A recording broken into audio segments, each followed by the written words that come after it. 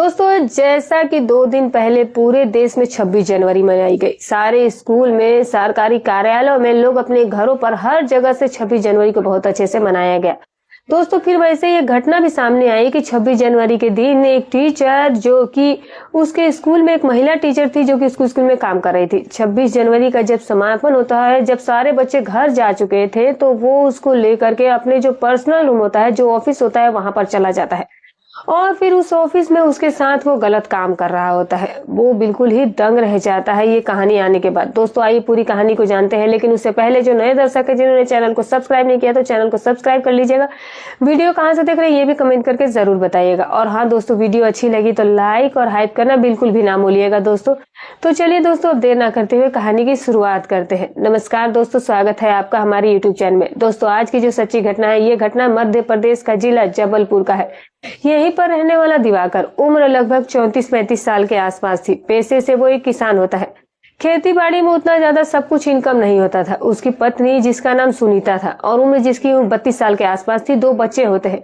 दिवाकर और सुनीता घर परिवार में बहुत खुशहाली से रहते थे। सुनीता थोड़ी पढ़ी लिखी महिला थी, तो अक्सर वो दिवाकर से कहती थी कि कोई स्कूल में अगर पढ़ाने का काम मिल जाए तो बच्चों की पढ़ाई भी निकल जाएगी और साथ ही साथ कुछ पैसे भी आ जाएंगे और खेती बाड़ी का भी काम चलता रहेगा।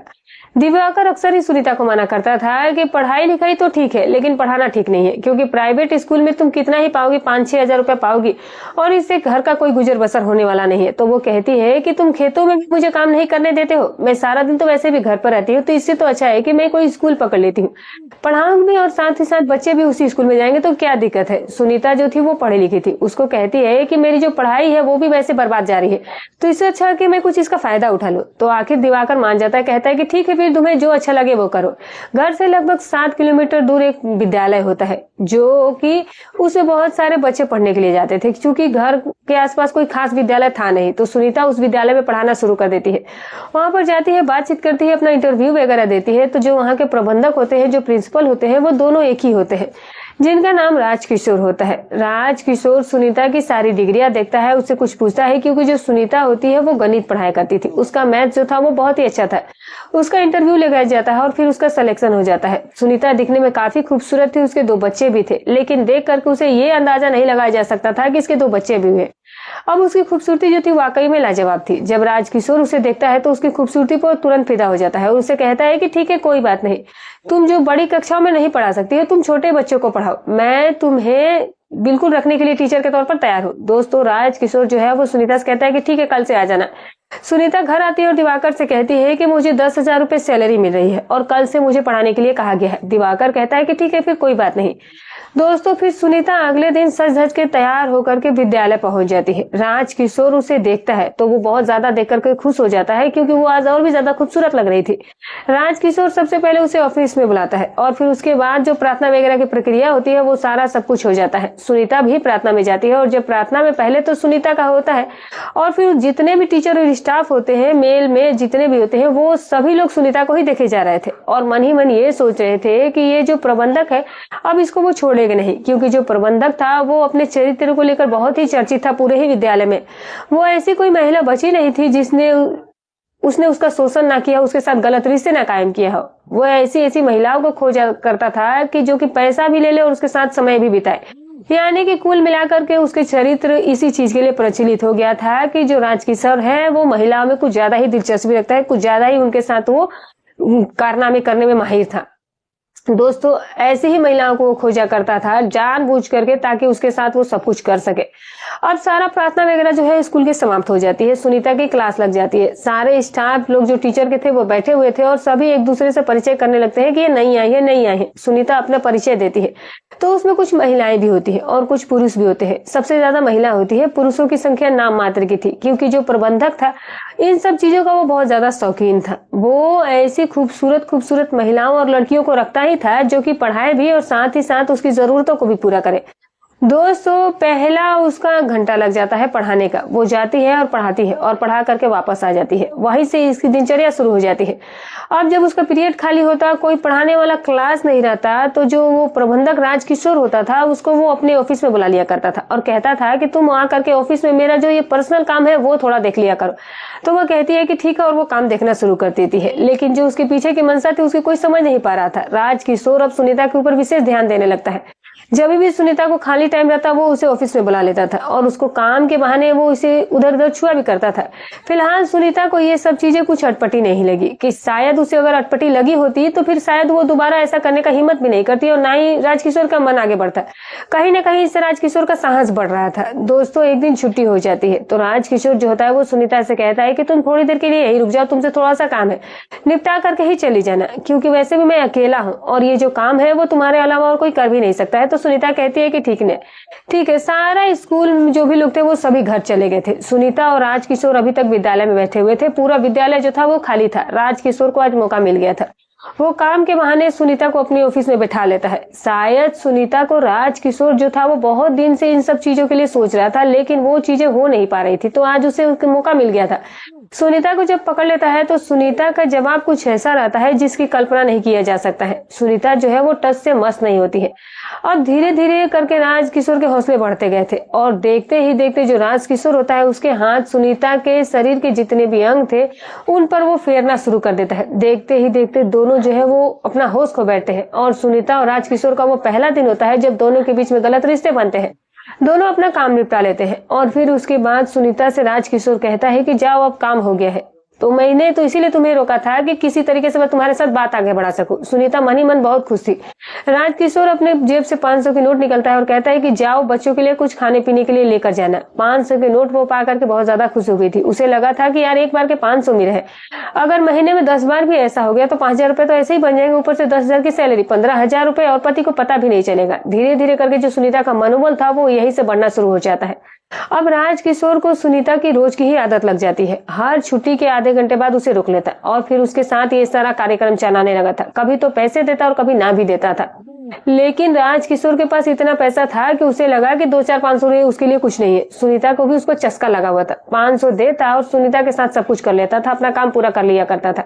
ये जो सिलसिला था दोस्तों वो लगातार चलने लगा था। देखते ही देखते 2026 का 26 जनवरी आ जाता है। दोस्तों सारे बच्चे जो लोग थे वो इस विद्यालय में एकत्रित हुए थे। जो भी फंक्शन हुआ था सारे लोग जो है वो बहुत अच्छे से करते हैं, निपट जाता है। दोस्तों अब स्कूल का जो स्टाफ होता है वो लगभग 4 बजे के आसपास अपने घर चला जाता है। बच्चे भी अपने घर चले गए थे। सुनीता और जो प्रिंसिपल होते हैं वो दोनों ही लोग अभी तक विद्यालय में ही रुके हुए थे, क्योंकि राजकिशोर आज फिर से उसी फिराक में था कि 26 जनवरी भी मना लिया और फिर अब उसके साथ समय बिताना है। जब सब चले जाते हैं तो जो राजकिशोर होता है दोस्तों वो सुनीता को अपने ऑफिस में ले जाता है और ऑफिस में ले जाने के बाद वही सारा कार्यक्रम शुरू कर देता है। आज राजकिशोर कहता है कि आज वक्त है, क्योंकि 26 जनवरी के टाइम है, अगर तुम थोड़ा लेट भी घर जाओगी तो कोई दिक्कत नहीं है। तो सुनीता कहती है कि हाँ, लेकिन बहुत ज्यादा लेट नहीं करूंगी, नहीं तो अगर कहीं किसी को कोई शंका हो गई तो फिर मेरे लिए बहुत समस्या हो जाएगी। तो वो कहता है कि ठीक है, तुम्हें ज्यादा घबराने की जरूरत नहीं है, मैं हूं ना, तुम इन सब चीजों के लिए बिल्कुल भी मत डरो। स्कूल का जो बड़ा गेट था वो बंद था और छोटा वाला जो गेट था वो बिल्कुल साधारण सा खुला था कि अगर कोई आदमी पैदल आना चाहे तो आ सकता है। लेकिन इतने टाइम को किसी के आने की कोई खबर नहीं थी क्योंकि इस दौरान कोई आ जाएगा। उसके बाद दोस्तों राजकिशोर सुनीता को अपने ऑफिस में ले जाता है और राजकिशोर आज सुनीता से कहता है कि आज जो सारा काम होगा वो बड़े ही इत्मीनान से होगा, तसल्ली पूर्वक होगा, जल्दबाजी से कुछ नहीं होगा, क्योंकि जल्दबाजी में वो चीजें नहीं हो पाती जैसा मैं सोचता हूँ। सुनीता कहती है कि ठीक है, लेकिन वक्त का ध्यान रखते हुए। तो वो कहता है कि ठीक है। फिर दोस्तों उसके बाद देखते ही देखते जो राजकिशोर होता है वो सुनीता के शरीर से एक एक कपड़े हटाना शुरू कर देता है और जो सुनीता होती है वो देखते ही देखते चंद कपड़ों में आ जाती है। सुनीता को जब वो खूबसूरती को देखता है तो वो पागल सा हो जाता है। उसे यही लग रहा था कि बस कितनी जल्दी इसके साथ हावी हो जाऊं, इसके साथ सब कुछ कर लूं। और उसके बाद सुनीता भी उसका साथ देने लगी थी। सुनीता भी आज पूरे मूड में थी। दोनों के बीच में दोस्तों ये खेल जो था वो लगातार चलते जा रहा था और दोनों जो थे वो अपने प्यार भरे पल को बिल्कुल ही बेफिक्र होकर जिए जा रहे थे। राजकिशोर को पता नहीं था कि उसके इस पल में अचानक से एक ऐसा व्यक्ति आ जाएगा जिसकी कल्पना किसी को नहीं थी। दोनों थे वो अपने काम में ही लगे हुए थे और इतने ज्यादा जोश में थे कि इन्हें दिखाई भी ना दिया और सुनाई भी ना दिया कि कोई विद्यालय में आया है। और इसी तरह से ये जो अब इनके साथ होने वाला था, इन्होंने अपनी पूरी जिंदगी में इस चीज की कल्पना नहीं की थी। उन्हें यकीन नहीं आ रहा था कि उनके साथ कुछ ऐसी घटना भी घट सकती है। खैर, वो लोग अपने काम में मशगूल थे और इधर जो आया उसकी एंट्री देख करके होश उड़ जाते हैं। दरअसल दोस्तों, जो सुनीता का लड़का होता है वो भी इसी विद्यालय में पढ़ता था। वो लड़का जो था वो स्कूल से गया नहीं था। वो देख रहा था कि अभी उसकी मम्मी ऑफिस में है तो वो उसी के साथ जाने का इंतजार कर रहा था, जबकि सुनीता उसे बोल करके गई थी कि तुम चले जाओ, थोड़ा सा ऑफिस में काम है तो मैं निपटा करके जल्दी आ जाऊंगी, थोड़ी देर में आ जाऊंगी। लेकिन जो लड़का होता है दोस्तों वो गया नहीं था। वो एक बैठक का टाइप होता है, वहीं पर जाकर के बैठा हुआ था, जो कि ऑफिस से थोड़ा सा साइड में बना हुआ था, वहां से स्पष्ट दिखाई नहीं दे रहा था। तो जो दोनों लोग होते हैं वो उस पल को अपना जी रहे थे और तभी वो लड़का के लगा कि काफी देर हो गया, मम्मी जो है वो ऑफिस में जा करके पूछता होगी कितना टाइम लगेगा, वैसे भी घर जाने में देर हो रही है। तो जब वो लड़का जाकर देखता है तो दरवाजा खुला था और दोनों जो थे वो आपत्तिजनक स्थिति में सारा काम कर रहे थे। वो लड़का जब देखता है तो वो जोर से चिल्लाता है कि मम्मी तुम ये क्या कर रही हो। तो मम्मी जब आवाज सुनती है तो सुनीता की आंखें फटी की फटी रह जाती है और राजकिशोर भी होश उड़ जाते हैं। सुनीता उलट करके हड़बड़ा कर देखती है तो उसका बेटा खड़ा है। अब सुनीता करे भी तो क्या करे, वो अपने कपड़े किसी तरीके से बदन को ढकती है, वो कपड़े भी नहीं पहन पाती है। दोस्तों, उसका जो बेटा था वो काफी बड़ा हो चुका था, कक्षा 4 में पढ़ता था, वो काफी समझदार था, वो भी कहीं ना कहीं समझ रहा था कि आखिर वो चल क्या रहा है। सुनीता उसे बहुत जोर से डांटती है, कहती है कि मैंने तुम्हें कितनी बार कहा था और जाते जाते भी बोला था कि तुम घर चले जाओ, तो तुम आखिर यहाँ पर कैसे आ गए और तुम यहाँ पर क्या कर रहे हो। तो वो बोला कि मेरा मन नहीं कर रहा था, मैंने सोचा कि मैं तुम्हारे ही साथ जाऊंगा, क्योंकि गांव के बच्चे जो है वो आते नहीं है, तो मैं अकेला घर पर रहता हूँ और अकेला मुझे रास्ते में भी डर लगता है, तो इसीलिए मैं तुम्हारे ही साथ हमेशा जाता हूँ और तुम हो कि इतनी देर से यहाँ ये सब काम कर रही हो। दोस्तों, ये सुनकर के सुनीता दंग रह जाती है। सुनीता जो है वो डर जाती है। उसे लगा कि अगर ये जा करके दिवाकर को सब कुछ बता देगा तो बहुत ज्यादा समस्या हो जाएगी, कहीं ऐसा ना हो कि हम दोनों के बीच ये जो है वो रिश्ते में खराब आ जाए और बहुत ज्यादा विवाद बढ़ जाए।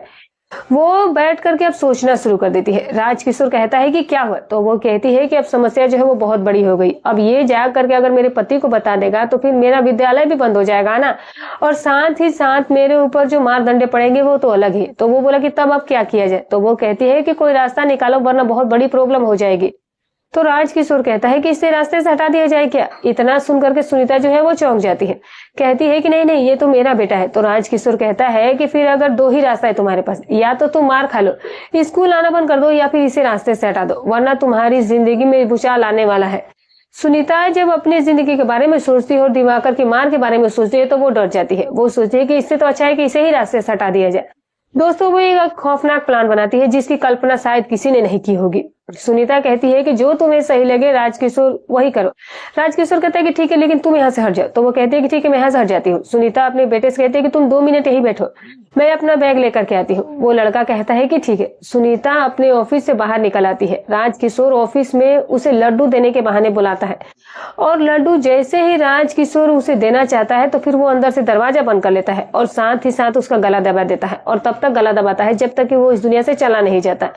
एक माँ जो है वो कहते हैं दोस्तों कि माँ जो है वो कभी भी कुमाता नहीं हो सकती, लेकिन जो आज संगीता थी वो आज गजब की ही माँ बन गई थी। अपने ही बच्चे के साथ वो ऐसा करवा रही थी। उसकी हवस ने उसे इतना ज्यादा अंधा बना दिया था कि उसने अपने बेटे तक की नहीं छोड़ा। जब उसके बेटे की जीवन लीला समाप्त हो जाती है तो राजकिशोर सुनीता से कहता है कि काम हो गया है, अब इसे किसी न किसी तरीके से ठिकाने लगाना होगा। तो सुनीता कहती है कि अब क्या करें, तो वो कहता है कि तुम ये मेरे ऊपर छोड़ दो। तो फिर कहती है कि ठीक है। दोस्तों, सुनीता कहती है कि अब मैं घर जा रही हूँ, तुम अपना जो कुछ करना है तुम अपने तरीके से कर लेना। तो वो कहता है कि ठीक है। सुनीता अपना बैग उठाती है और वो अपने घर की तरफ निकल लेती है। घर पहुंचती है तो दिवाकर से कहती है कि अभी तक आयुष नहीं आया क्या।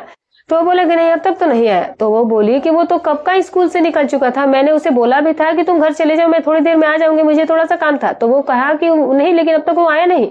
तो जो सुनीता होती है वो नाटक करना शुरू कर देती है और अनजान बनना शुरू कर देती है। दिवाकर से कहती है कि ठीक है, मैं देखने का प्रयास करती हूँ कि वो कहाँ गया है। वो इधर उधर घूमती है, देखती है, कहीं कुछ भी नहीं दिखता है। बहुत देर के बाद लौट करके आती है और कहती है कि मैं स्कूल में भी गई थी, वहां भी वो नहीं है, पता नहीं वो कहाँ चला गया। अब उसे वो ढूंढने का कोशिश करने लगते हैं। अब दिवाकर भी ढूंढना शुरू कर देता है, लेकिन जब वो हो तब तो वो कहीं मिले। दोस्तों, दिवाकर जो था वो काफी परेशान हो गया। वो नजदीकी पुलिस स्टेशन में जाता है और फिर पुलिस स्टेशन में जाने के बाद दोस्तों वहां पर वो अपने बेटे की गुमशुदगी की रिपोर्ट दर्ज कराता है। जब पुलिस ये बात सुनती है तो उनके भी होश उड़ जाते हैं। आनन फानन पुलिस जो है वो तहकीकात में उठ जाती है। लेकिन रात को कुछ खास मिल नहीं पाता है। अगले दिन सुबह पुलिस जो है वो विद्यालय पहुंचती है। विद्यालय में पुलिस को देख करके जो राजकिशोर था वो हैरान हो जाता है, पुलिस यहाँ पर कैसे आ गई। पुलिस जो है वो सबसे पहले उस लड़के के जो क्लास होता है उसमें जाती है, लड़कों से पूछताछ करती है। सारे लड़के यही बताते हैं कि सभी लोग तो हम लोग चले गए थे और वो जो आयुष था वो यहीं पर बैठा था, बोला कि मैं मम्मी के साथ जाऊंगा। ये सुनकर के पुलिस को थोड़ा सा डाउट सा होने लगा। अब सुनिता से पुलिस पूछताछ करती है तो वो कहती है कि नहीं, वो तो जा चुका था, विद्यालय में तो वह नहीं रुका था। पुलिस को अब थोड़ा सस्पेंस सा कुछ समझ में आने लगता है और तरह से जो पुलिस जांच करती है लेकिन कुछ पता नहीं चल रहा था। अब पुलिस एक सामने जो गेट होता है वहां पर सीसीटीवी कैमरा लगा हुआ था तो उसकी जांच करती है। उसमें आयुष जो था वो जाता हुआ दिखाई नहीं देता है, सारे बच्चे जा चुके थे। अब पुलिस को शंका हो जाती है कि अगर आयुष विद्यालय से नहीं तो फिर वो आखिर गया कहाँ, क्योंकि वो सीसीटीवी में साफ दिख रहा था कि सभी बच्चे जो थे वो स्कूल से निकल रहे थे, लेकिन एक आयुष ही था जो कि अब तक स्कूल से नहीं निकलता हुआ दिखाई दिया था। तो आखिर वो स्कूल में रहते हुए कहाँ चला गया, और अगर आयुष विद्यालय में से गया नहीं तो वो गया कहाँ। इधर जो राजकिशोर था वो आयुष को भी ठिकाने लगा चुका था। राजकिशोर का चेहरा बिल्कुल लटका हुआ था, उसके चेहरे से साफ साफ चिंता दिखाई दे रही थी और सुनीता के भी चेहरे से।